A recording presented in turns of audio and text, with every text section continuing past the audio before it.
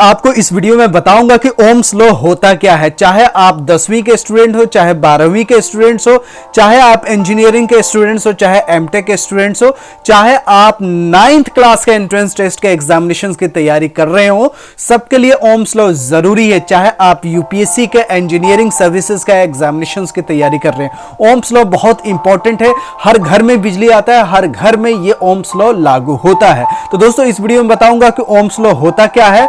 इसके अलावा 10 objective types questions Ohm's law के सॉल्व करके आपको बताऊंगा। कौन सा ऑब्जेक्टिव टाइप्स क्वेश्चंस, 10 क्वेश्चंस आपको प्रैक्टिकली सॉल्व करके दिखाऊंगा। इसके साथ डेफिनेशन भी समझाऊंगा, एक्सप्रेशन भी समझाऊंगा, थोड़ा हिस्ट्री भी समझाऊंगा। दोस्तों अभी भी अगर आप मेरे चैनल पर नए हैं तो सब्सक्राइब कर लीजिएगा। ऐसे यूजफुल वीडियो आपको हमेशा मेरे चैनल के माध्यम से मिलता रहेगा। आपके हित के लिए, आपके परिवार के हित के लिए, देश के हित के लिए बहुत ही जरूरी और यूजफुल वीडियो आपको इस चैनल पर मिलेगी। तो चलिए शुरू करते हैं। सबसे पहले डेफिनेशंस, ओम्स लॉ का डेफिनेशंस क्या होता है। उससे पहले छोटा सा ब्रीफ हिस्ट्री देख लीजिए। ब्रीफ हिस्ट्री यह है कि जॉर्ज साइमन ओम, ये नाम है इनका। इनकी पैदाइशी हुई थी जर्मनी में। जर्मनी में पैदा हुए थे और ये जर्मन फिजिसिस्ट थे और मैथमेटिशियंस थे। यानी ये फिजिक्स में रुचि रखते थे और मैथमेटिक्स में रुचि रखते थे और इन्होंने फिजिक्स का और मैथमेटिक्स का ग्रेजुएशन किया हुआ था।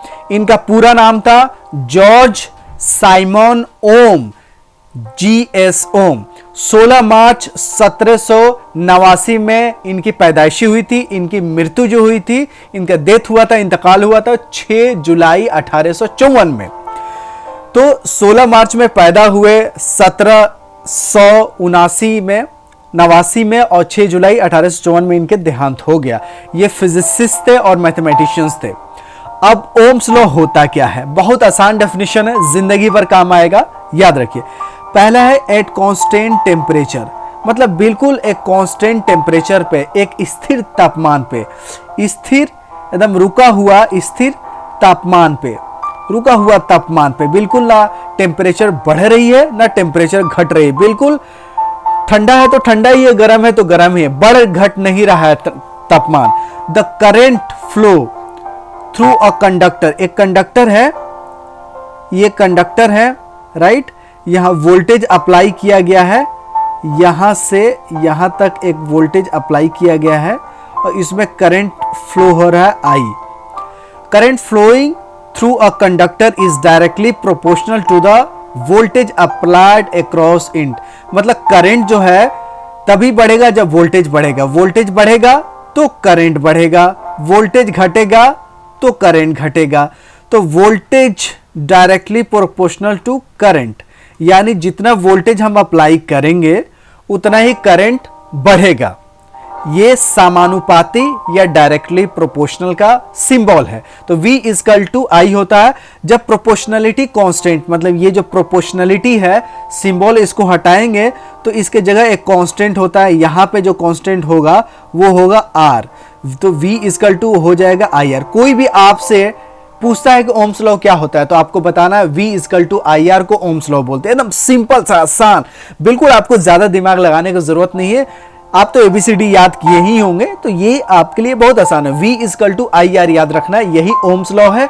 अगर आप ये पूरा डेफिनेशन याद कर लेते हैं तो वेल एंड गुड, बहुत ही अच्छा है, सोने पे सुहागा है। अगर ये याद इतना नहीं हो पाता है तो V इक्वल टू IR को ओम्स लॉ बोलते हैं।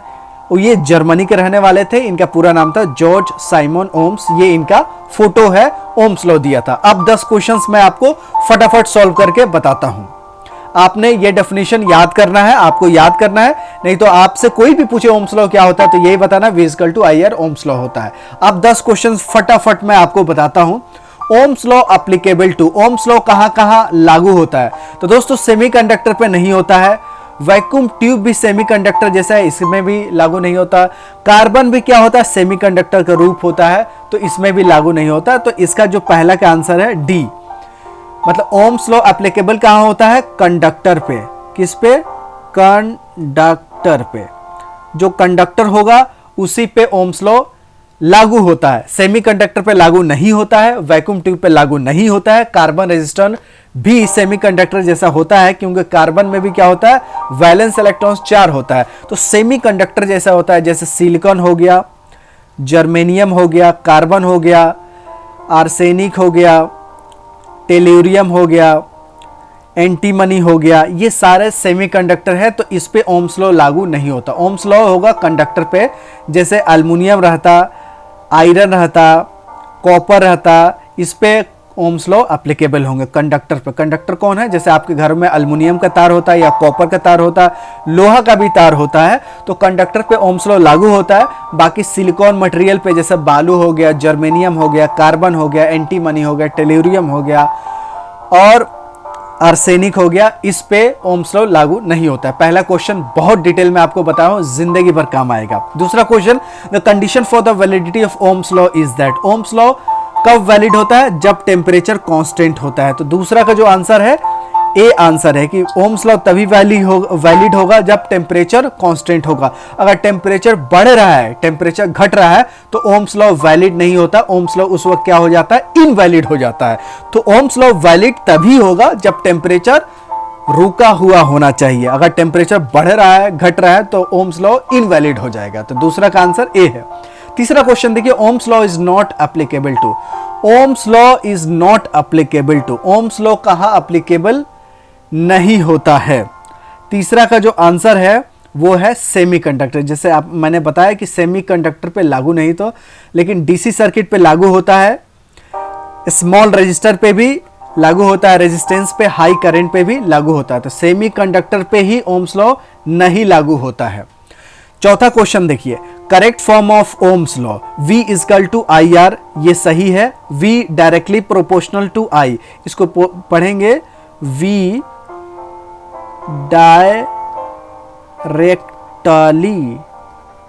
डायरेक्टली प्रोपोर्शनल, याद रखिएगा, V directly proportional to I।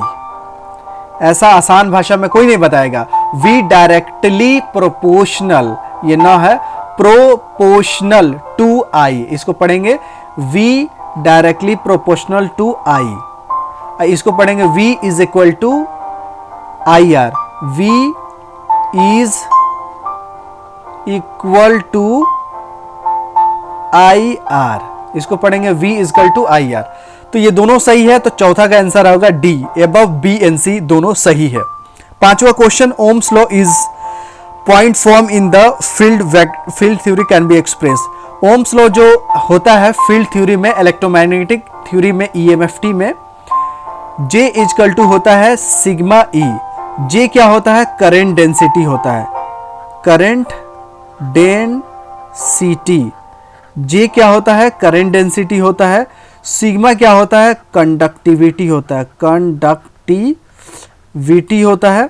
E क्या होता है? इलेक्ट्रिक फील्ड होता है, इलेक्ट्रिक फील्ड।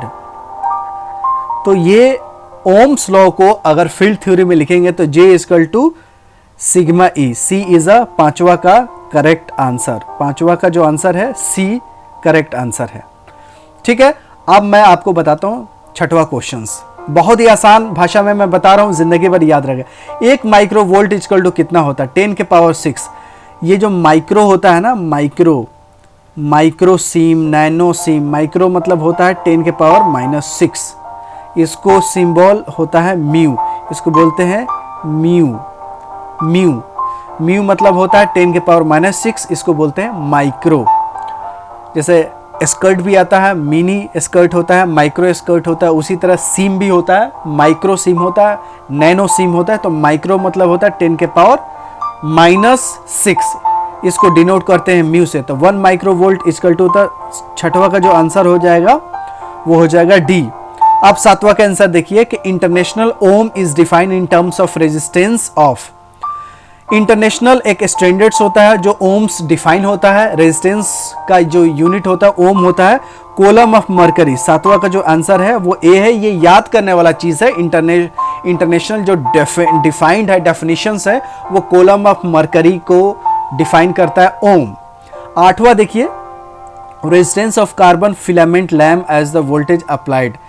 आठवां का आंसर क्या है कि जब रेजिस्टेंस कोई भी कार्बन फिलामेंट का क्या बढ़ेगा, घटेगा, कि जब वोल्टेज बढ़ेगा तो ये डिक्रीज होगा। 8वां का जो आंसर है बी। क्यों डिक्रीज होगा? क्योंकि कार्बन जो फिलामेंट है एक तरह का क्या है? सेमीकंडक्टर है। क्या है? सेमीकंडक्टर। सेमीकंडक्टर का जब भी आप वोल्टेज बढ़ाएंगे तो क्या बढ़ेगा? करंट बढ़ेगा। करंट बढ़ेगा तो टेम्परेचर बढ़ेगा। टेम्परेचर बढ़ेगा तो रेजिस्टेंस होगा सेमीकंडक्टर का घट जाएगा। तो अगर रेजिस्टेंस ऑफ फिलामेंट क्या होगा? बढ़ेगा, घटेगा, क्या होगा? जब हम वोल्टेज बढ़ाएंगे। तो वोल्टेज बढ़ाया तो रेजिस्टेंस क्या हो जाएगा? इसका फिलामेंट का घट जाएगा, क्योंकि कार्बन का है। कार्बन सेमीकंडक्टर के कैटेगरीज में आता है। जिसका टेम्परेचर बढ़ता है तो रेजिस्टेंस घटता है। वही कंडक्टर की बात करेंगे, अगर कंडक्टर की बात करेंगे तो कंडक्टर का जो रेजिस्टेंस होता है वो बढ़ता है जब टेम्परेचर बढ़ता है। तो लेकिन सेमीकंडक्टर में क्या होता है? टेम्परेचर बढ़ता है तो इसका रेजिस्टेंस घटता है। उल्टा होता है सेमीकंडक्टर में। 9वां क्वेश्चन देखिए, 400 वाट बल्ब्स है कनेक्टेड इन पैरेलल है।